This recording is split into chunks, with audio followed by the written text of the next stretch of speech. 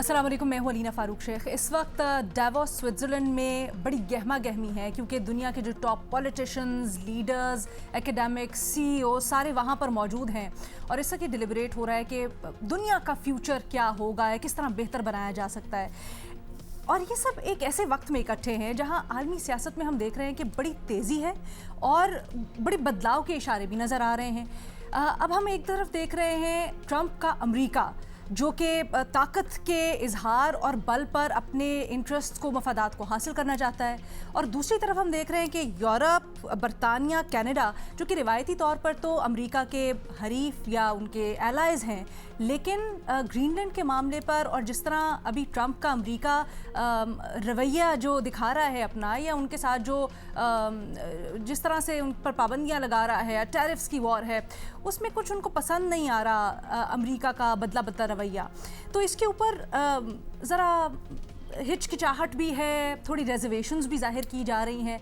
इसका इजहार हमने देखा कल कैनेडियन पीएम ने अपनी लैंडमार्क तकरीर में किया। मार्क कार्नी ने एग्जैक्टली क्या कहा, सुने जरा उनकी ज़बान। We knew the story of the international rules-based order was partially false.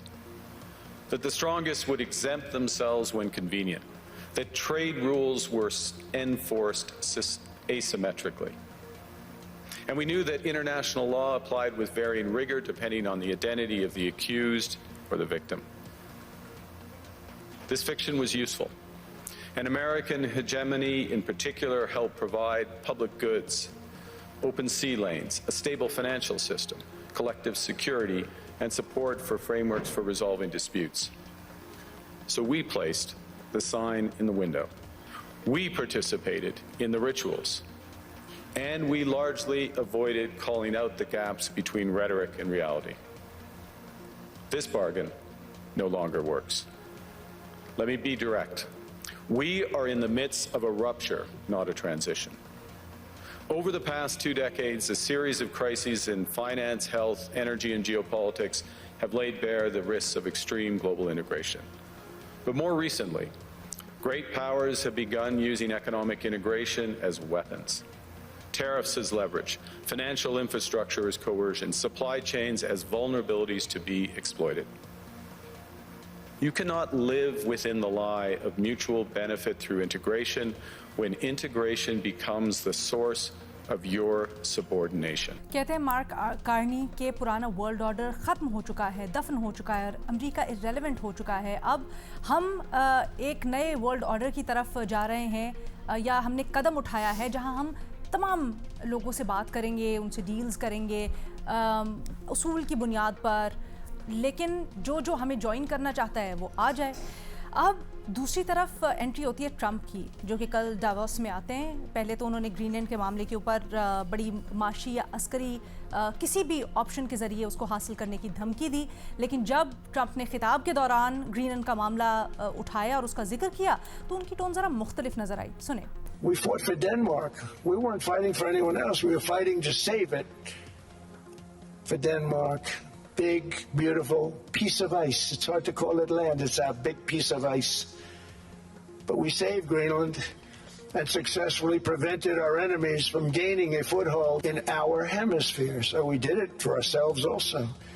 And then after the war, which we won it big. Without us, right now, you'd all be speaking German and a little Japanese, perhaps.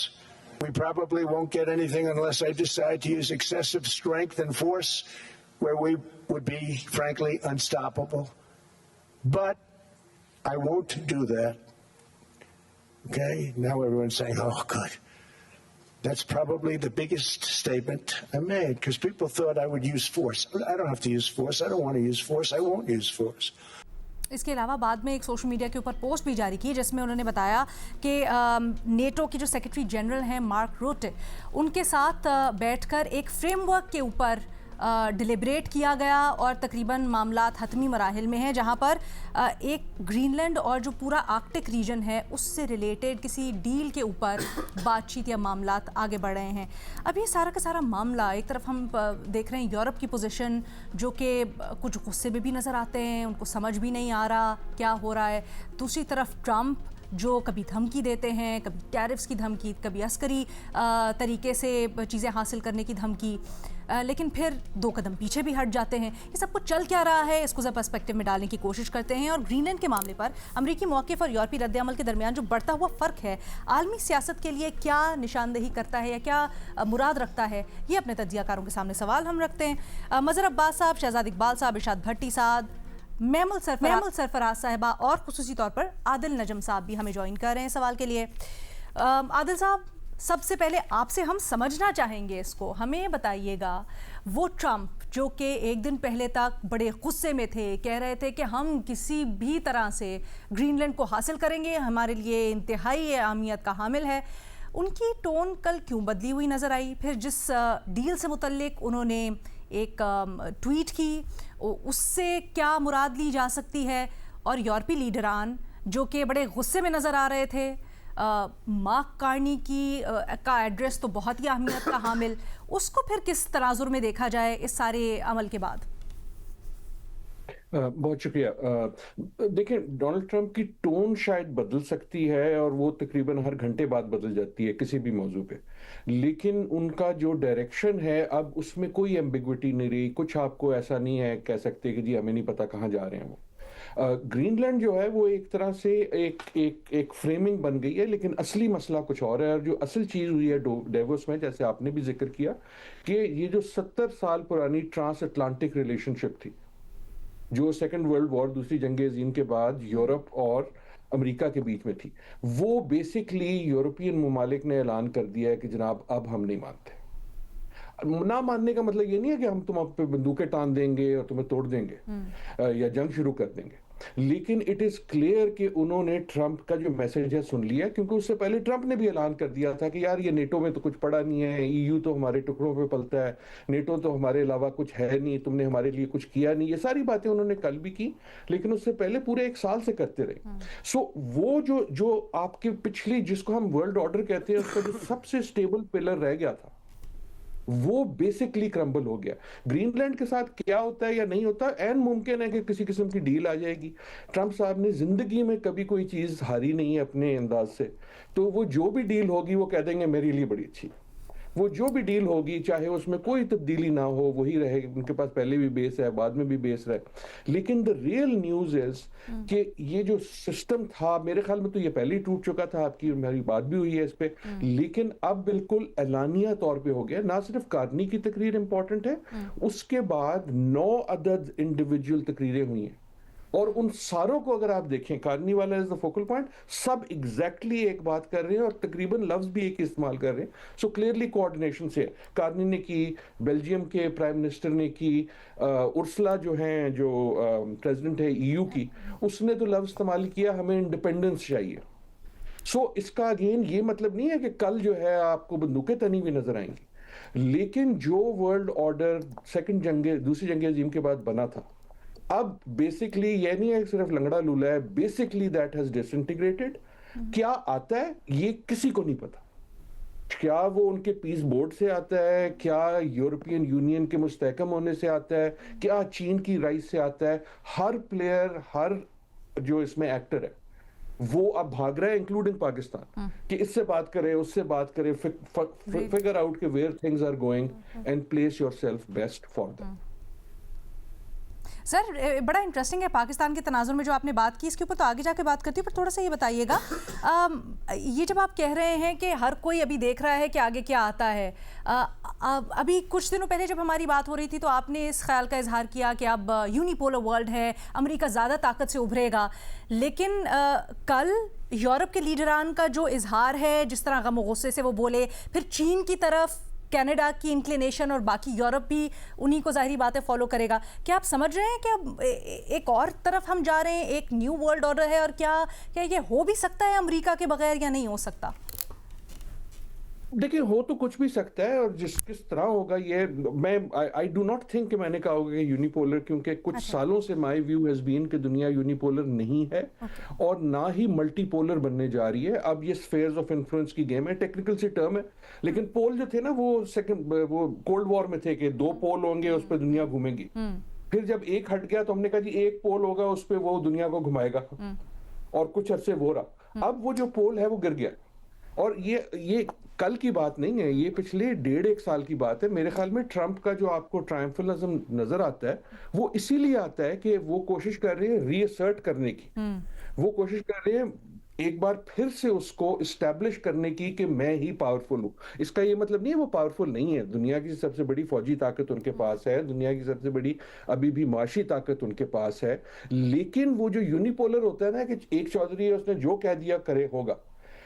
आपने पिछले साल में देखा, देखें अब आज 2 दिन हो गए हैं ऊपर 1 साल और 2 दिन हो गए हैं इस ट्रंप प्रेसिडेंसी में। Basically he is trying to reassert American greatness. जब वो कहते हैं ना मेक अमेरिका ग्रेट अगेन, तो वो यही कह रहे हैं ना कि मैं वापस उस अमेरिका पे जाना चाहता हूं।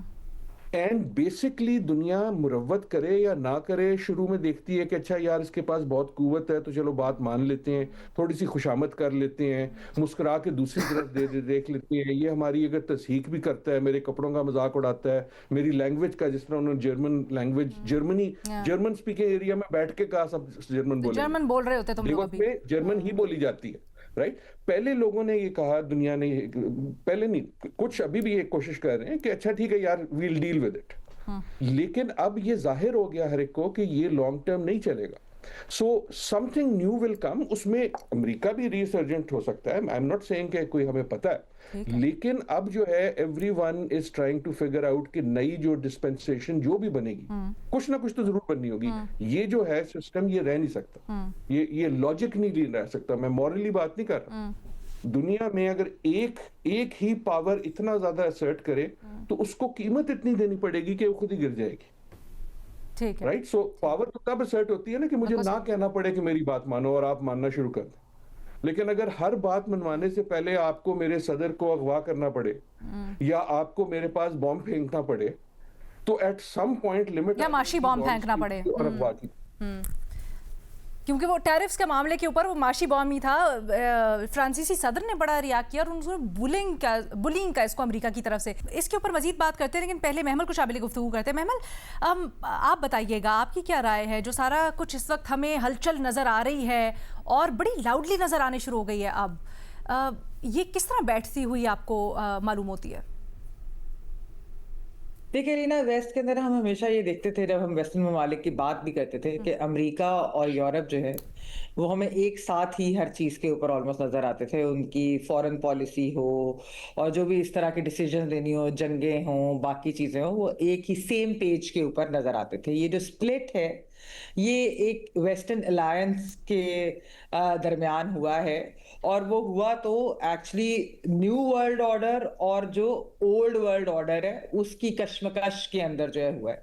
लेकिन मैं कहूँगी कि एक्चुअली ये शुरू तो आपने कनेडियन पीएम की जो है उनकी स्पीच का भी हवाला दिया है, उन्होंने भी कुछ बातें की, लेकिन मैं ये समझती हूँ कि जो गजा के अंदर जो नस्ल कुशी हो रही है, जो जेनोसाइड हो रही है, उसने जिस तरीके से दुनिया का rule based order, human rights based order, international law based order, वो जो सारा शैटर किया उसकी मिथ को और उसे एक्सपोज किया और हिपोक्रेसी को, क्योंकि हमने देखा कि यही वेस्टर्न ममालिक जो इन सब चीजों की बात करते थे, उन्होंने या तो they turned a blind eye to it, या फिर वो इजराइल की सपोर्ट में खड़े हो गए।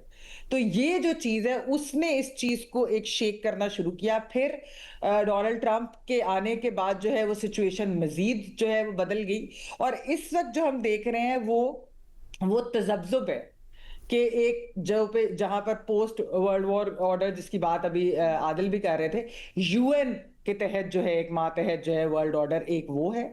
दूसरी तरफ जो ट्रंप लाना चाह रहे हैं वो थ्रू बोर्ड ऑफ पीस जो भी लाना चाह रहे हैं, वो भी एक नया वर्ल्ड ऑर्डर ही लाना चाह रहे हैं। अब होता क्या है, क्योंकि ये एक्चुअली एक कह लें कि अनप्रेसिडेंटेड टेरिटरी है। ये जो साल होगा अलीना, और मैं आपको बताऊं कि मैं जब डिप्लोमेट से भी बात करती हूँ, वो बेशक हमारे डिप्लोमेट्स हों या वो बाहर के जो दूसरे ममालिक के डिप्लोमेट्स हों, उनसे बात करें, उसके अलावा अगर आप इंटरनेशनल ऑब्जर्वर से बात करें, एक्सपर्ट से बात करें, वो सब के सब इस वक्त एक परेशानी में हैं। ये एक नजर आ रहा है कि ये जो साल है, ये साल शायद जंगों का साल हो, नई किस्म की जंगें हों।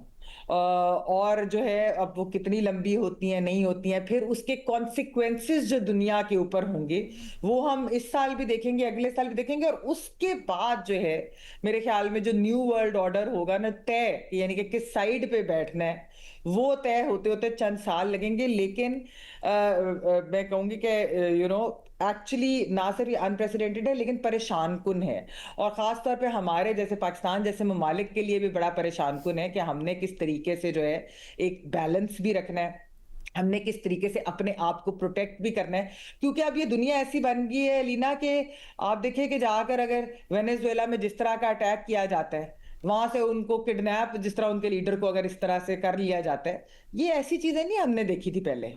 ऐसे ये डेंजरस टेरिटरी है और इसके कॉन्सिक्वेंसेस भी बहुत डेंजरस है पूरी दुनिया के लिए। तो मेरे ख्याल में जो कैनेडियन पीएम ने न्यू वर्ल्ड ऑर्डर या जो ओल्ड वर्ल्ड ऑर्डर, जो भी उन्होंने जो बात की है कि सब कुछ जरा तहस नहस एक चीज हो रही है और हमें अपनी आंखों के सामने होती नजर आ रही है, लेकिन इवेंचुअली क्या होगा, आई जस्ट थिंक के दुनिया के लिए को खास ये अभी फिलहाल मुझे बताइएगा, थोड़ा सा इलैबोरेट कीजिएगा जब आप कहती हैं कि बड़ा डेंजरस होने जा रहा है। अभी तो बादियों नज़र में दो कैफियत नज़र आती है ना, या तो अमेरिका आइसोलेट हो जाएगा, दूसरी कैफियत ये नज़र आती है कि अमेरिका बाकी सब पर इतना प्रेशर डालेगा, चाहे वो किसी भी जरिए से हो, कि सब जो अमेरिका कहेगा वो करने पर मजबूर हो जाएंगे।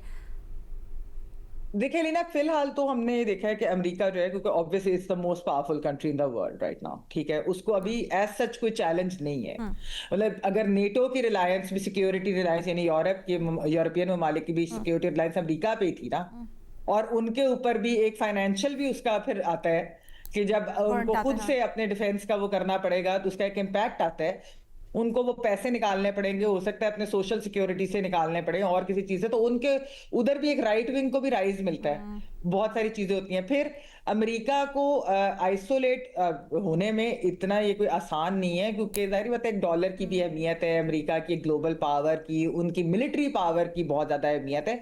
तो उसमें भी मैं वही ये बात कर रही हूँ कि एक्चुअली हमें नहीं पता कि आगे क्या होगा। फिलहाल तो अमेरिका ये सेट करेगा और वो जिस तरीके से रहेगा, और देखते हैं कि बाकी ममालिक क्या रिएक्ट करते हैं। वी डोंट नो कि वैसे जो डिफेंस की आप बात कर रही थी ना, as a matter of fact यूं तो यूरोपीय यूनियन तो as a matter of fact यूरोपीय यूनियन ने तो अपना दिफा के लिए न सिर्फ एक पूरी की पूरी बना दी है मिनिस्ट्री, बल्कि उन्होंने डिपार्टमेंट, बल्कि उन्होंने बजट भी एक अलग कर दिया है, और बड़े उनके इलैबोरेट एग्जैक्टली बड़े उनके इलैबोरेट प्लान्स हैं इससे मुतल्लिक, जो फिर नेटो के ऊपर भी एक सवाल उठाते हैं, जिसके ऊपर आदिल नजम साहब के ऊपर हम सर्कल बैक करेंगे। लेकिन भट्टी साहब की पहले राय जानते हैं। भट्टी साहब, ये जो सब कुछ चल रहा है उसमें बोर्ड ऑफ पीस का आना सामने, अपेरेंटली ऐसा ही लग रहा है कि ट्रंप देख रहे हैं कि कौन कौन उनके साथ है। पाकिस्तान ने कल रजामंदी भी जाहिर कर दी है, आज उसके ऊपर साइन भी हो गए।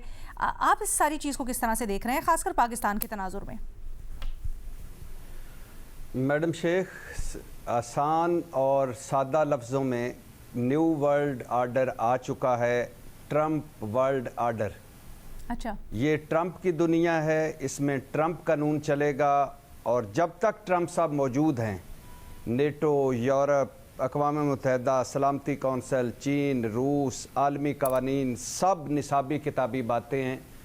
लाख मिनिस्ट्रियाँ बना लें, लाख तकरीरें कर लें, लाख एक आनियाँ जानियाँ कर लें, इजलास कर लें, होगा वही जो ट्रंप साहब चाहेंगे, सीधी उंगली से या टेढ़ी उंगली से। बुखार मौत दिखाकर बुखार बेचें ट्रंप साहब, या सीधा सीधा बुखार बेच दें, ये ट्रंप साहब की मर्ज़ी है। वो बहुत अच्छे सेल्समैन हैं और उनको पता है किसकी कितनी औकात है, कितनी हैसियत है। यानी अभी आप हैरान नहीं हो रहे कि मैं तो बहुत हैरान हूँ, परेशान हूँ कि वेनेजुएला का सदर अभी भी वेनेजुएला का सदर है, एलिया समेत, वो अमेरिकी जेल में है। किधर है ये सारे जो आनियाँ जानियाँ दिखा रहे हैं, ये इधर उधर हो रहे हैं और ये इत्तेहाद बना रहे हैं, मिनिस्ट्रियाँ बना रहे हैं, डिपार्टमेंट बना रहे हैं, इकट्ठ कर रहे हैं, ये किधर हैं? दुनिया किधर है? अक़वाम मुत्तहिदा किधर है? सलामती कौंसिल किधर है? आलमी ज़ाब्ता हयात किधर है? किधर है आलमी अखलाकियात? ये ट्रंप की दुनिया है। अमली इंसान है वो, उसको पता है किसकी कितनी हैसियत है, कितनी औकात है, उसको पता है किसकी कितनी कमज़ोरी है, किसको मैंने कहाँ से पकड़ना है। मैडम शेख, कल ही नहीं ट्रंप साहब फरमा रहे थे कि नेटो मेरी वजह से जिंदा है, वरना कूड़ेदान में होता। और अक़वाम मुत्तहिदा को अक़वाम मुत्तहिदा में वो कह रहे थे बेकार सा इदारा है, ये क्या बातें करते रहते हैं, बातें बड़ी बड़ी, काम 0/0, अमली तौर पर करते कुछ नहीं है। और कह रहे थे वेनेजुएला के बाद क्यूबा की बारी है, ईरान को मैं सफ़ा हस्ती से मिटा सकता हूँ, फ्रांसीसी सदर को छोड़ें, ये इसको तो मैं वक्त से पहले फारग करा दूंगा। और कनाडा, ये तो हमारा सूबा अपना है, और कनाडा का हाल देखिए, उसने फर्जी मशकें की हैं कि अगर हमें गुरीला जंग लड़नी पड़ी तो हम कैसे गुरीला जंग लड़ेंगे, ये हाल है।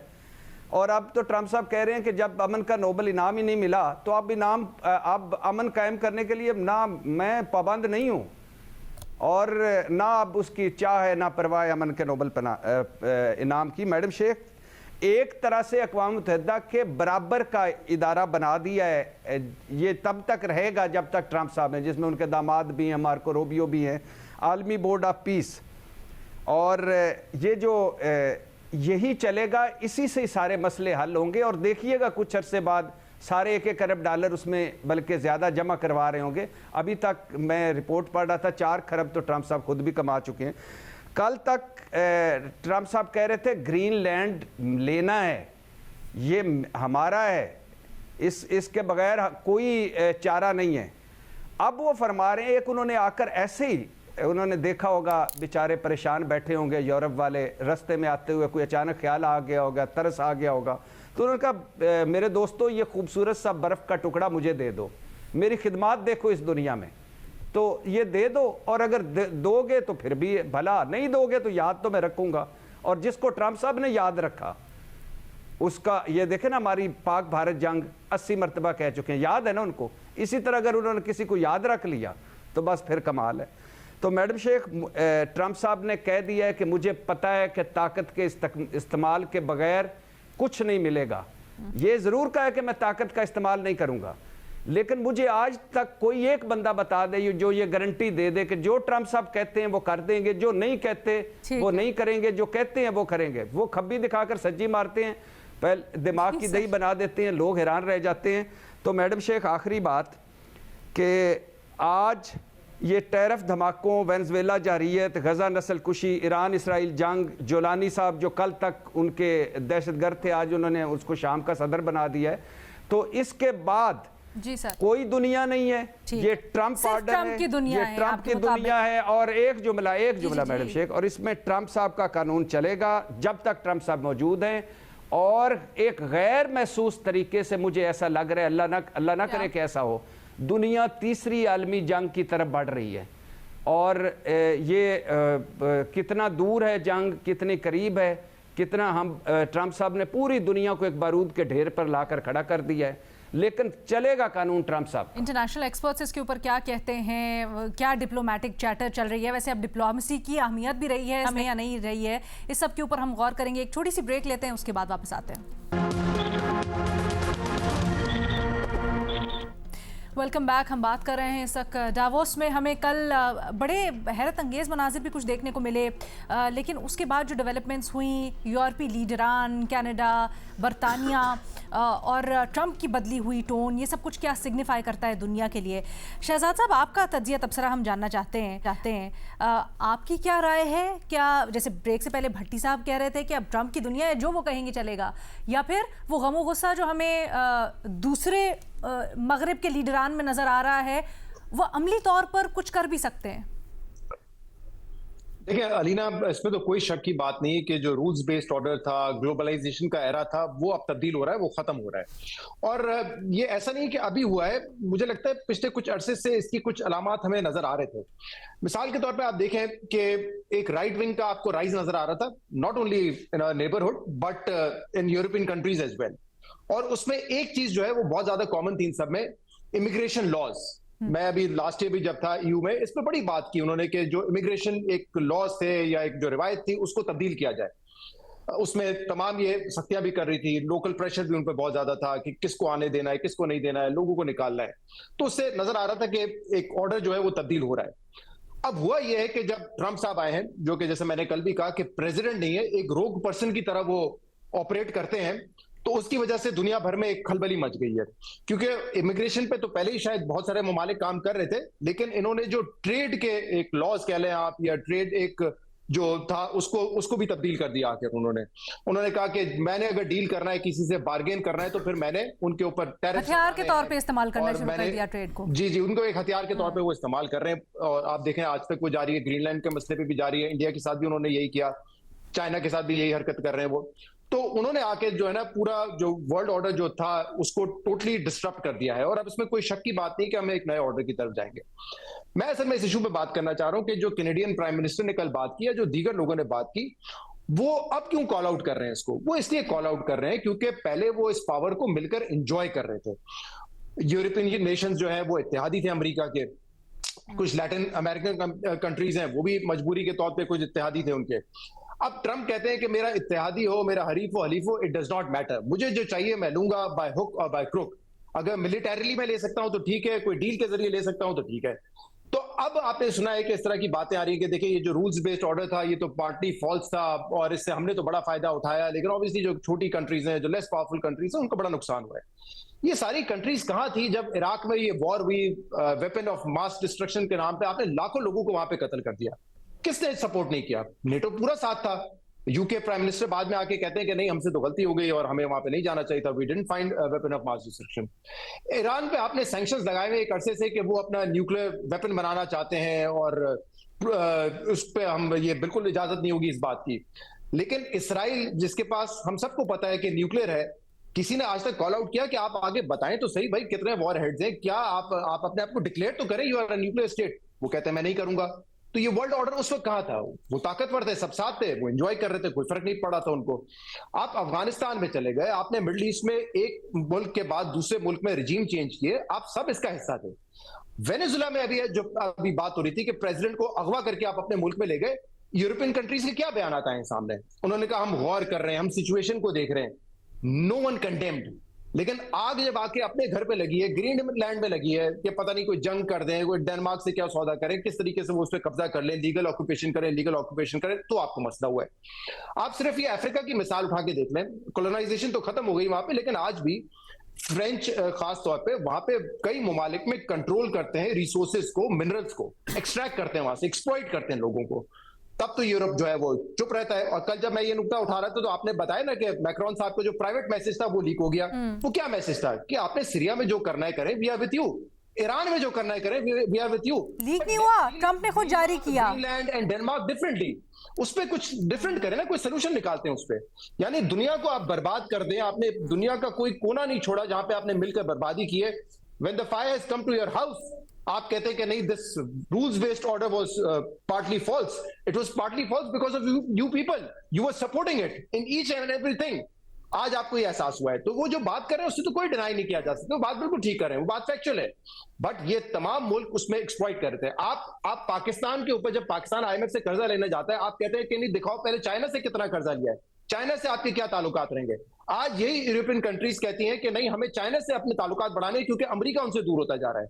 आज यही यूरोपियन कंट्रीज जो है वो इंडिया से करीब होने की बात कर रही है, क्योंकि अमेरिका और इंडिया के मसाइल चल रहे हैं, तो वो अपना मफाद देख रहे हैं, उनको कोई फर्क नहीं पड़ता। मतलब चाइना ने, वैसे मैं शायद आदिल साहब इसमें बेहतर एक तबसरा कर सकें, he is an academic person, scholar है वो। चाइना ने क्या गलती की है? ग्रो ही कर रहा था ना, उसने कितनी जंगें कर दी है पिछले 100 साल में? कोई जंगें नहीं की। लेकिन आपको चाइना की तरक्की खटकती है, आप कहते हैं चाइना से जो माल बनाएगा, पाकिस्तान की टेक्सटाइल अगर कॉटन चाइना से ले रही होगी तो वो हम यूरोपियन कंट्रीज में नहीं आने देंगे। आपने दुनिया का ऑर्डर तबाह कर दिया, बर्बाद करके रख दिया। आपको ये फिक्र हो रही है कि चाइना से अगर कॉटन आएगा और पाकिस्तान उस पर टेक्सटाइल बनाएगा तो हम उसको नहीं एक्सपोर्ट करने देंगे। तो आई थिंक अब एक रियलिटी हैज हिट देम। और जैसे मैंने कहा, एक रोग पर्सन जो है वो एक कहते हैं ना कि बिल्कुल ही किसी कोई रूल्स को, अच्छा वैसे ये उन्होंने खुद भी एक्नॉलेज किया, जो कार्नी की स्पीच का। लेकिन इसका मतलब क्या है ये थोड़ा बताएं ना। यू की जो कमिश्नर प्रेसिडेंट है यू कमीशन की, वो क्या बात करी आज उनको याद आ रहा है 1971 में प्रेसिडेंट निक्सन ने जो फियाट करेंसी सिस्टम लेकर आ गए थे, डीलिंग कर दिया था गोल्ड को, उससे जो है हमने अपनी एक तरीके से हेजेमनी जो है वो सरेंडर कर दी थी और अपनी डोमिनेंस खत्म करके हमने सारा कुछ अमेरिका के हवाले कर दिया था। अब आपको याद आ रहा है 50-60 साल बाद शहजाद आज जो ये सच बोले जा रहे हैं, इसका फर्क क्या पड़ेगा? क्या आपको लगता है अभी भी यूरोप कुछ करेगा, जागेगा या नहीं? यूरोप बहुत पीछे रह गया अमेरिका के मुकाबले में, खासतौर पे मिलिट्री। अब फर्क नहीं पड़ता। अभी आपने देखा जब बेसिकली अब फर्क नहीं पड़ता आपके ख्याल में। सो सरप्राइज कि मतलब मुझे उस वक्त एक होता है ना कि आपको एक रियलिटी चेक होता है कि जब अमेरिका ने कहा कि हम आपको इंटेलिजेंस नहीं प्रोवाइड करेंगे। यूरोप के लिए ये मसला नहीं था कि अपनी फौज और वेपन्स वगैरह, अमेरिका ने सिर्फ अपनी इंटेलिजेंस बंद की कि आपसे इंटेलिजेंस शेयरिंग नहीं करेंगे, और यूरोप के हाथ पैर फूल गए। तो ये तो हाल है सोचे ममालिक का कि अमेरिका के बगैर ये एक जंग नहीं लड़ सकते क्योंकि वो इंटेलिजेंस नहीं प्रोवाइड करेगा। इंटेलिजेंस शेयरिंग उन्होंने बंद कर दी है। तो मुझे नहीं लगता कि इस वक्त ऑब्वियसली एक वो ताकतवर है, और जिस तरीके से ऑपरेट कर रहे हैं वो बड़ी खौफनाक है।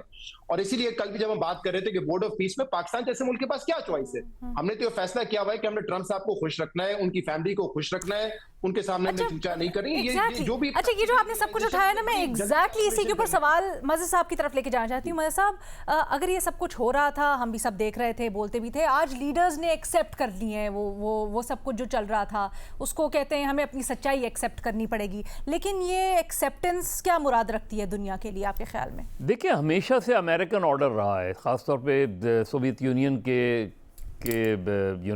Fall of the Soviet union के बाद हमेशा से एक नेकेड एग्रेशन रही है। इवन जब सोवियत यूनियन था तो कम्युनिस्टों के ख़िलाफ़ जहाँ भी तहरीकें चलती थी उनको क्रश अमेरिकन्स करते थे। उसके बाद तो बिल्कुल एक नेकेड एग्रेशन हमें हर जगह नज़र आती है। आप देख लें, रूस अफ़गानिस्तान में आया तो अमेरिका ने अफ़गानिस्तान पे अटैक कर दिया। रूस अफ़गानिस्तान से चला गया तो 9/11 हुआ तो अमेरिका ने अफ़गानिस्तान पे अटैक कर दिया। अमेरिका ने जब चाहा, जैसे अभी शहजाद कह रहे थे इराक़ के मसले पे, क्या दुनिया ने पूछा कभी पलट के अमेरिकन से? तो हमेशा से सिर्फ फ़र्क क्या आया है? फ़र्क यह आया कि पहले जो अमेरिकन प्रेसिडेंट्स थे उनकी टोन ज़रा मुख्तलिफ होती थी, काम वो भी वही करते थे। अब ये ट्रंप जो है एक अनप्रेडिक्टेबल से आदमी है, लेकिन बात वो और जो वो काम कर रहे हैं वो वही है जो हमेशा से अमेरिकन करते रहे हैं। हमें सिर्फ ये लगा कि वेनेजुएला वाला में उठा के ले गए, हमेशा से उन्होंने जाके मारा मुल्कों के अंदर, कोवर्ट ऑपरेशंस किए उन्होंने, CIA के थ्रू ऑपरेशंस किए। तो अमेरिकन्स की हमेशा से एक डोमिनेशन रही है और अब ज़्यादा हो गई है। हम ये समझ बैठे कि जी यूरोप उभर कर आ रहा है सामने, यूरोप एज ए चैलेंजर आ रहा है। हम ये समझ बैठे कि चाइना एज ए चैलेंजर आ रहा है, विदाउट रियलाइजिंग कि अमेरिकन्स इन चीज़ों को बहुत आगे से आगे तक देखते हैं उन्हें। और इसीलिए हमें एक बिल्कुल इस वक्त जो चीज़ें नज़र आ रही हैं, ट्रंप चाहें तो वो और आगे जा सकते हैं, चाहें तो वो पीछे हट जा सकते हैं। उनको बड़ा शौक़ हुआ कि उन्हें नोबेल प्राइज़ नहीं मिला, उसके लिए उन्होंने इवन सिम्बॉलिकली भी जो है उसको कबूल कर लिया इन सारी चीज़ों को। तो एक इंडिविजुअल की जो आप उनकी सेइंग, अगर आप पिछले उनके पूरे टेन्योर में उनके जो अल्फाज के चुनाव है, उनका जो एक्सप्रेशंस है, चाहे वो यूक्रेन के सदर के साथ हो या किसी और के साथ हो, वो बिल्कुल एक अनयूजुअल सी चीज़ है। वरना पॉलिसी वाइज अमेरिका ने जब जहाँ स्ट्राइक करना चाहा उसने स्ट्राइक किया, और UN को साथ में लाके स्ट्राइक किया, उसने कौमों को साथ में लाके स्ट्राइक किया। कोई चैलेंजर नहीं आया अमेरिका के आगे, अनफॉर्चुनेटली। ठीक है, यहाँ जितनी जेनोसाइड जहाँ जिन मुल्कों में हुई उस पर दुनिया खामोश रही उसमें। तो इसलिए हमें एक जो इस वक्त चीज़ लग रही है कि यूरोप के उस तरह खड़ा ना होना मसला नहीं है, अमेरिका उसी तरह खड़ा है। अमेरिकन पॉलिसी में मुझे कोई भी, अगर as far as the aggression is concern, जब वो सिर्फ अमेरिकन इंटरेस्ट देख। बट आदिल नजम साहब ये समझ रहे हैं कि ये ज़्यादा देर तक चल नहीं पाएगा। आदिल साहब, अगर आप अपना पॉइंट मजीद एक्सप्लेन करना चाहें, फिर बाकी जो छोटे छोटे सवालात हैं, भट्टी साहब ने कुछ उठाए, शहजाद साहब की गुफ्तगू से कुछ, वो बाद में करते हैं। जी बिल्कुल, देखिए I agree with the sentiment, और जिस जोश और जज्बे से हमने ये सारी बातें की हैं, दैट शोज, और ये पूरी दुनिया में आपको इस वक्त नजर आता है कि हर शख्स जो है, नॉट ओनली जो तज्जियाकार हैं, हर शख्स जो है वो इस तजब्जुब में है कि यार कोई बड़ी चीज हो रही, कोई तूफान आ गया। सो मेरी 2-4 गुजारिशात हैं, और एक थोड़ी सी डिसएग्रीमेंट तो नहीं, एक दूसरा नजरिया है मेरे दोस्तों से। एक तो ये कि ये जो डिसऑर्डर है ना, ये नई चीज नहीं है। एक ऑर्डर और दूसरे ऑर्डर अच्छा बुरा नहीं होता, ओल्ड और न्यू किसी भी ऑर्डर के बीच में जो है ना, ये नहीं होता कि एक दिन में स्विच चेंज हो जाता है, उसके बीच में डिसऑर्डर आता है। और ये जैसे शहजाद ने भी कहा, बड़े अरसे से हो रहा है। 2017 में, ये पता नहीं आपको तस्वीर नजर आ रही है कि नहीं, पाकिस्तान का बड़ा अच्छा एक जरीदा होता था, इट्स वेरी अनफॉर्चुनेट, खत्म हो गया, न्यूज लाइन, उसकी कवर स्टोरी मैंने लिखी थी of called the new world disorder. और ये तब की बात है जब ट्रंप साहब पहली बार आए थे, कहने का मेरा सिर्फ मकसद ये है कि ये फिल्म हम थोड़े अरसे से देख रहे हैं, ये कोई नई फिल्म नहीं है, ये एक दिन में नहीं आ गई, लेकिन my own sense will remain थोड़ा सा मुख्तलिफ है। आई थिंक कि अमेरिका वो नहीं रहा। एक्चुअली वो जो भट्टी साहब कह रहे हैं ना कि ट्रंप का अमेरिका और ट्रंप का ये अमेरिका रहेगा, मेरा नहीं ख्याल कि ये ट्रंप की दुनिया रहेगी। ये ट्रंप की दुनिया नहीं है, ये तो ट्रंप का अमेरिका भी नहीं रहा। और ये जो साल गुजरा है ये भी ट्रंप का साल नहीं था। मैं अगर भट्टी साहब वाले लफ्ज इस्तेमाल करूं कि नारे बड़े बड़े और कारकर्दगी 0/0। आप 1 साल हुआ है ना ट्रंप की प्रेसिडेंसी को, जरा मुझे बताएं कितना किए। आपने बम फेंका जो आप इमेजिन नहीं कर सकते थे ईरान पे। ईरान में कौन है गवर्नमेंट आज? आपने वेनेजुएला के सदर को किडनैप किया। वेनेजुएला के अंदर क्या हो रहा है? आपने टैरिफ का पोस्टर दिखा के बड़कें मारी। सो वो सारी बड़कें जो भट्टी साहब कह रहे थे बिल्कुल दुरुस्त बड़कें, लेकिन उन बड़कों के पीछे जरा उठा के देखें हुआ क्या। टैरिफ आज टैरिफ कहां है? The tariffs have been a massive failure. वो बारी बारी वो जो है वो आपको धमकाते रहते हैं, आगे से कोई वापस बात करता है तो उसके टैरिफ वापस ले लेता है। ऐसा नहीं है कि अमेरिका जीरो हो गया, जीरो तो नहीं होता ना 100 से। What I am saying is कि हम अमेरिका की डिमिनिशिंग पावर देख रहे हैं। आई एग्री विद मजहर साहब के, मजहर साहब ने कहा अमेरिका हमेशा ऐसा है। माय आर्गुमेंट वुड बी कि पावर हमेशा ऐसी होती है। आप 70 साल की तारीख देखनी है तो आपको अमेरिका नजर आएगा। 700 साल की देखनी है तो जो बड़ा चौधरी था वो चौधरियों की तरह ही बिहेव करता है। वो मुजारों को हमेशा वैसे ट्रीट करता है। ऑटोमन्स ने वही किया, ब्रिटिश ने वही किया, अमेरिकन ने वही किया, जेड़ा भी अगला आएगा उसने भी आपके साथ वही करना है। दैट इज वाई हम जो फर्क हुआ है वो ये है कि पहले एक थोड़ी सी मिल बैठ के खाने की एक वो थी। ट्रंप की जो पावर थी या जो यूएस की पावर थी वो आती थी पार्टली इसलिए कि पूरा दुनिया उसको मॉरल लीडर मानता था।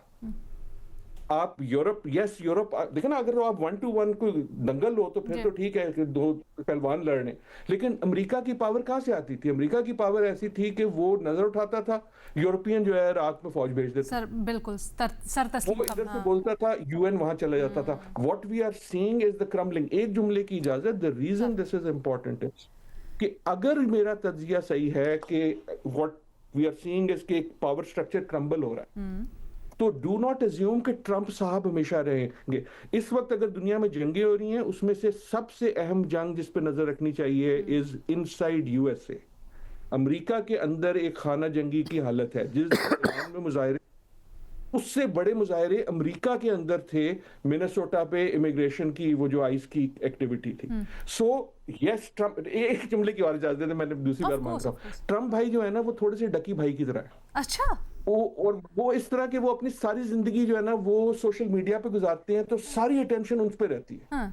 उनकी हर चीज सोशल मीडिया पे होती है। बट आई थिंक तज्जिए के लिए वी हैव टू सी कि बाकी दुनिया में क्या हो रहा है। कार्नी डिस्कनेक्ट है उनमें एक। यूरोप ने, आपने कहा कि नया महकमा बनाया है, ना सिर्फ नया महकमा बनाया, दिस इज वेरी इंपॉर्टेंट। उन्होंने अपने प्रोक्योरमेंट रूल चेंज कर दिए। पेपरा, कोई जो पाकिस्तान पॉलिसी समझता है वो समझता है पेपरा कितना इंपॉर्टेंट है। उन्होंने, यूरोप ने अपनी मिलिट्री प्रोक्योरमेंट के रूल चेंज कर दिए हैं ताकि प्रोक्योरमेंट जो है यूरोप के अंदर से हो। So there is a lot of things happening in the world. Does not mean कि अमेरिका गायब हो गया, बट इट मीन्स कि we are in a power struggle. हमने देखा कनाडा कितनी, मेरे ख्याल 1 दहाई के बाद गया है चाइना के पास और वहां पे ट्रेड एग्रीमेंट्स और इतने बड़े उसमें। शहजाद साहब कुछ ऐड करना चाह रहे हैं? अगले हफ्ते ब्रिटेन भी जा रहा है। अगले हफ्ते एग्जैक्टली। नाउ दे कमेंट करना चाह रहा था, मैं सिर्फ ये कमेंट करना चाह रहा था कि जब हम पाकिस्तान के इंटरनल मैटर पे बात करते हैं तो फिर दुआ करते हैं कि अल्लाह हमें सीसीडी से बचाए। आदिल नजम साहब के तज्जिए के बाद अल्लाह उनको आइस से बचाए। आमीन। अच्छा जी, भट्टी साहब कुछ ऐड करना चाहते हैं क्योंकि उनके जरा मुख्तलिफ पर्सपेक्टिव। मैं भी जी महमल आप कर लें पहले, प्लीज मुख्तसर रखिएगा। जी अलीना, देखिए जो यहाँ पर अभी बात शहजाद ने भी जिस तरह की थी कि ये सब कुछ बहुत अच्छे से चल रहा था, जो एक वेस्टर्न हिपोक्रेसी की बात हो रही थी, जो वर्ल्ड ऑर्डर शिफ्टिंग की वो सारे जी यानी दुनिया में, तो उसमें मैं ये बात कहूंगी कि देखिए जो मैं इसलिए गजा की जो मैंने इसलिए मिसाल दी कि उसके बाद पूरा एक्सपोज हो गया। पहले होता था कि हाँ जी वो जो इस तरह बिटवीन रेटरिक एंड रियलिटी, कुछ जगहों पर वो जरा ज्यादा एक तरफ ज्यादा हिपोक्रेसी दिखाता था, कुछ पे नहीं दिखाता था, कुछ यानी कि थोड़ा सा जरा एक रखता था सेम्बलेंस, यानी एक फसाड रखता था। गजा की जेनोसाइड के बाद वो पूरा का पूरा फसाड होता है, हाँ बिल्कुल सही बात है। उसके बाद जब वो उतरा, वो एक्सपोज हुआ, और उसके बाद बाकी ममालिक ने भी फिर कहना शुरू कर दिया कि हम पर आप चीजें इम्पोज करते हैं, और खुद आप देखें खुद कि आप ये कर रहे हैं, which we saw very publicly yesterday. Bhatti साहब को जरा मुख्तलिफ मौके पे जल्दी से 2 लाइनें ले लेते हैं, if anyone wants to add उसके बाद। जी भट्टी साहब।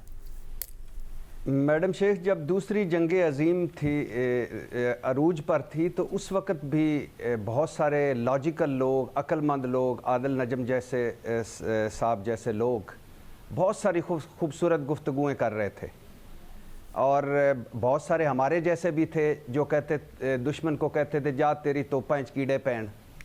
तो ये जो आदिल नजम साहब ने सारी गुफ्तगू सुनाई है, ये तोपों में कीड़े पड़ने वाली गुफ्तगू है कि अंदर से भी खतरा है, बाहर से भी खतरा है। अच्छा। कोट पहनते हैं तो उसमें भी कांटे हैं।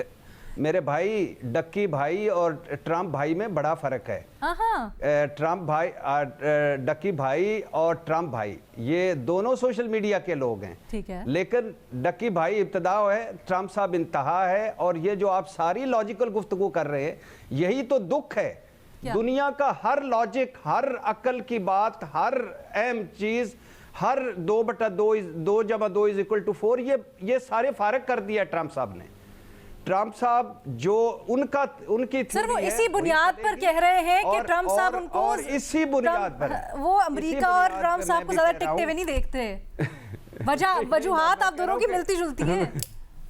नहीं, कोई वजूहात आप मिला दें, आप भी ट्रम्प साहब है हमारे इस पैनल में, आप मिला खुदा का खौफ करे भट्टी साहब, आप कुछ कह दें। तो इसमें बात ये है कि कोई मिलना मुलना नहीं है। ये ट्रम्प साहब, ये जो अंदर से कीड़े पड़ेंगे ट्रम्प साहब की तोपों में, बाहर से कीड़े पड़ेंगे ट्रम्प साहब की तोपों में, लोग निकले थे। अच्छा, एक और चीज आपने एक और बड़े खर्चे की तरफ इशारा किया। मैं चाहूंगा अगर नजम साहब जरा क्विकली इसके ऊपर answer, 1 second please sir, quickly answer दे दीजिएगा, मैं मर्ज साहब का कमेंट भी शामिल करना चाहूंगी ना मैं। आदिल नजम साहब, वर्ल्ड वॉर 3 का खदशा क्या आप देख रहे हैं मुस्तकबिल करीब में, जैसे भट्टी साहब ने कहा? I hope not. बंदा दुआ ही कर सकता है ना। एक जवाब ये है कि अल्लाह ना करे। दूसरा जवाब ये है कि शायद हम वर्ल्ड वॉर 3 में रह रहे हैं। थोड़ा सा पीछे सोच लें, जब वर्ल्ड वॉर 2 हो रही थी तो उसको वर्ल्ड वॉर 2 कोई नहीं कहता था। ये जो नाम शाम लिखते हैं ना, ये कहानी जब खत्म हो जाती है उसके बाद कोई हेडलाइन बनाता है। जब वर्ल्ड वॉर 1 हो रही थी तो उसको ये नहीं कि लोग कहते हैं वर्ल्ड वॉर 1 में, और वो तो वर्ल्ड वॉर, यानी आप ये कहना चाह रहे हैं कि जदीद दौर की जो जंग है उसकी हैयत मुख्तलिफ होगी, हो सकता है वो अस्करी ना हो। मेरे ख्याल में देखिए, और जंग अब सिर्फ तोपों से तो नहीं होती। जंग आपने अगर अगेन ईरान देखें या गजा की बात जो बाकी बिल्कुल ठीक कह रही कि वो एक आप 2.5 साल से आप एक क़यामत देख रहे हैं जो आप अज्यूम करते थे कि अब कभी नहीं होगी। जो हमने देखा है, तारीख हमें माफ नहीं करेगी। हमसे मुराद है इंसानियत। जो चीजें हमने फैसला कर लिया था कि यार ये अब कभी नहीं हो सकती, वो हुई, रोज हुई, अमन के नाम पे हुई। जिस दिन अमन पीस प्लान आया उस दिन भी हुई, गुज़िश्ता कल भी हुई, अगले कल भी होंगी। So what I am saying is कि दुनिया एक हालत जंग में जरूर है। I hope it's not a world war, लेकिन इस वक्त एक वर्ल्ड स्ट्रगल तो जरूर है, चाहे वो ट्रेड वॉर हो। जैसे आपने कहा हम उसको न्यू वर्ल्ड ऑर्डर कहते हैं, आप उसको डिसऑर्डर कहते हैं, वो दरमियान की जो फेज है।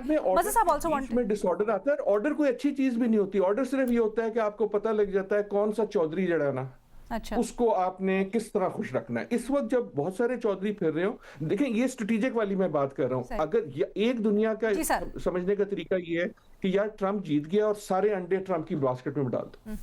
दूसरा ये है कि यार वी डू नॉट नो कि ये ऊंट किस करवट बैठेगा, इसलिए अपने ऑप्शन रखो। गुजारिश मेरी सिर्फ ये है कि there will be a day after Trump, चाहे वो इस नवंबर हो, चाहे वो 2 साल बाद हो। अच्छा, I have a very interesting follow up question recent events को देखते हुए। I also have a question. 1 second दीजिएगा मुझे, मैं मर्ज़ अब्बास साहब की जरा कमेंट शामिल करूं, फिर I will come back to you. देखिए, जो मैं नजम साहब की बात से एग्री करता हूं कि जो इंटरनली सूरत हाल है, और अभी मिड टर्म होंगे तो हमें पता चल जाएगा कि ट्रम्प की पॉपुलैरिटी का क्या है। ट्रम्प को उनको पिछले साल नहीं मिला, वो इस साल कोशिश कर रहे हैं कि उनको नोबेल प्राइज़ मिल जाए। तो इसलिए वो जंगे वंगे, वो मुझे नहीं लगता कि कोई जंगों वंगों की तरफ या उसकी तरफ जाएंगे। लेकिन ये ज़रूर है कि ज़ाहिर है एक ऐसा प्रेसिडेंट अमेरिका का इस वक्त दुनिया को नसीब हुआ है जो कोई भी दिन कोई भी बात कर सकता है, किसी को नहीं पता। सर वो नोबेल के लिए उन्होंने नॉर्वे से नाराज हो गए हैं। वो कहते हैं आप इन्फ्लुएंस कर सकते हैं, आप इन्फ्लुएंस नहीं करते, क्या करें। वो इनाम को खत्म करवा देगा बेचारे, उनके हाईएस्ट अथॉरिटीज वजाहतें दे रही हैं, हमारा कुछ प्राइस को खत्म करवा देंगे। सिर्फ हमारे यहाँ पे कमेटी बैठती है और कुछ ही नहीं है। आदिल नजम साहब, क्योंकि आप हमें बड़े कम दस्तयाब होते हैं, आपके वक्त का फायदा उठाते हुए सर, बोर्ड ऑफ पीस में पाकिस्तान की शमूलियत which is highly influenced by Trump, दुरुस्त फैसला था? नहीं, देखिए, it is entirely influenced by Trump, उसका कोई और इन्फ्लुएंस है ही नहीं। और इसमें मेरी गुजारिश होगी, I don't think that's the right question, क्या वो दुरुस्त है या नहीं, क्योंकि उसका जवाब तो बड़ा सीधा है। क्वेश्चन इज कि क्या आपके पास कोई और ऑप्शन था या नहीं था। जब आप कमजोर होते, मेरे ख्याल में यही लेसन याद रखने का। देखिए ना, अगर तो आपके ऊपर IMF का साया ना होता जो हमें ओल्ड वर्ल्ड ऑर्डर ने दिया था, तो आप कुछ और कर सकते थे। अगर आपकी मईशत ठीक, जो बातें आप हर पूरे हफ्ते करते हैं ना मेरे बगैर, अगर वो बातें ना हो रही होती, हमारी इंटरनल सियासत बिखरी हुई, हमारी इकोनॉमी बिखरी हुई, हमारी इंटरनेशनल इकोनॉमी बिखरी हुई, अगर वो सब कुछ ना होता तो you might have had the option कि मैं सोच के फैसला करूं कि क्या चीज सही है या क्या चीज नहीं। अभी वेन करने को ऑप्शन ही नहीं है। जब आपके पास ऑप्शन नहीं था तो आई थिंक उसमें नीवे होकर आप यही कर सकते थे।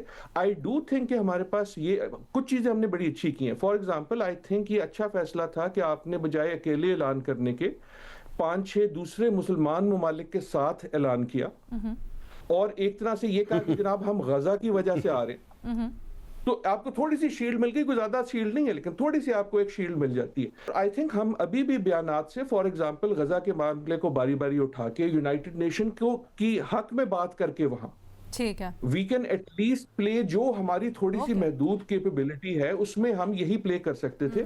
लेकिन जो वो प्लान है वो तो बड़ी अजीब चीज है। वो एक जाती NGO है बेसिकली, एब्सोल्युटली, जो ट्रम्प साहब बना रहे हैं। उसका ऐलान ये है कि जनाब उसके चेयरमैन डोनाल्ड ट्रम्प होंगे। उसका ये नहीं है कि अमेरिका का सदर होगा। उसमें यह है कि जब वो चेयरमैन चेंज होगा तो वो चेयरमैन कहेगा कि अगला कौन होगा। मसलन अगर कल ट्रम्प अमेरिका के प्रेसिडेंट नहीं रहते तो ये जो इदारा है इसका चेयरमैन अगला उनके साहबजादे हो जाएंगे या विटकॉफ के साहबजादे। अच्छा सर, ये जो डिटेल्स AFP और रॉयटर्स शेयर करें उसके मुताबिक तो ये है कि ट्रम्प ही रहेंगे, उनकी चेयरमैनशिप अमेरिकन प्रेसिडेंसी से मशरूत नहीं है। बिल्कुल नहीं है, उसमें लिखा हुआ है, बिल्कुल लिखा हुआ है हर फैसला। कि वो जैसे हमारे यहाँ पे पार्टी के ताहयात सदर होते हैं, ऐसे ट्रम्प साहब पीस बोर्ड के ताहयात चेयरमैन है। लेकिन शहजाद साहब कुछ पूछना चाह रहे हैं। वो ऑल पावरफुल नहीं होंगे ना, जब वो प्रेसिडेंट नहीं रहेंगे तो ऑल पावरफुल नहीं रहेंगे। इसलिए कल भी हम इस खदशे का जाहिर कर रहे थे कि पता नहीं इसकी लाइफ कितनी लंबी होगी। आई डोंट थिंक सो ये पोस्ट ट्रम्प साहब सर्वाइव करेंगे। लेकिन मेरा सवाल आदिल नजम साहब से है कि आदिल साहब, आप कह रहे हैं कि ट्रम्प के बाद भी कोई दिन आएगा एक जहां होगा, लेकिन जो उनकी इस वक्त टीम है, जैसे JD Vance इस वक्त अगर आपके वाइस प्रेसिडेंट हैं, तो वो तो उससे भी ज्यादा एक्सट्रीम नेचर के नजर आते हैं। मतलब ट्रम्प को भी पीछे छोड़ देते हैं बहुत सारी चीजों में। So will that change? क्या रिपब्लिकन चेंज होगी या रिपब्लिकन अब इसी एक्सट्रीम पे चलती रहेगी? आइडियोलॉजिकली उनके आसपास जो लोग हैं वो उनसे ज्यादा सख्त हैं, चाहे वो JD हो, चाहे वो अब मार्को रूबियो हो लैटिन अमेरिका पे। वो आपकी बात बिल्कुल दुरुस्त है, लेकिन मेरा मकसद ये नहीं है कि अमेरिका खत्म हो जाएगा। देखें, ये बहुत बड़ी पावर है, ये जाते जाते भी जो है, और मैं नहीं कह रहा कि जाएगी। What I am saying is कि मल्टीपल पावर्स आ जाएंगी। जो डे आफ्टर ट्रम्प की बात है, दो चीजें हो सकती ना, या तो डेमोक्रेट आ जाए, ठीक, let's just play it out. Democrat आ जाए तो ये याद रखिए, ये जो वेंजेंस की पॉलिटिक्स हम पाकिस्तान में जानते हैं, ये आलमी सतह पे भी हो सकती है। फिर लिस्टें बनेगी कि ट्रम्प का कड़ा कड़ा यार सी। और अगर ये रिपब्लिकन भी आते हैं तो वो आइडियोलॉजी पे आएंगे, लेकिन जो बहुत सारी चीजें ट्रम्प ने पर्सनलाइज कर दी हैं कि कार्ड ट्रम्प कार्ड है और हर चीज उनके नाम है, वो वैसी नहीं रहेंगी। So here is my sense is कि जहां हम हैं वहां से वापस जाने का कोई रास्ता नहीं है। There is no way to go back जहां हम थे। लेकिन जहां हम जा रहे हैं वो ये नहीं रह सकता। ये लॉजिक ठीक है। माजरत के साथ मेरे जहन में भी बहुत सारे सवालात हैं आप सब की तरह, लेकिन हमारे पास प्रोग्राम में वक्त खत्म हो गया है। इस डिस्कशन को अभी यहाँ पर वाइंड अप करते हैं। आने वाले दिनों में हम कोशिश करेंगे कि हम आदिल नजम साहब को भी दोबारा पैनल के ऊपर लें और फिर इसी से मुतल्लिक गुफ्तगू करें ताकि मजीद हमें क्लैरिटी मिल सके। फॉर व्हाटएवर इट्स वर्थ, इजाज़त दें, अल्लाह हाफ़िज़।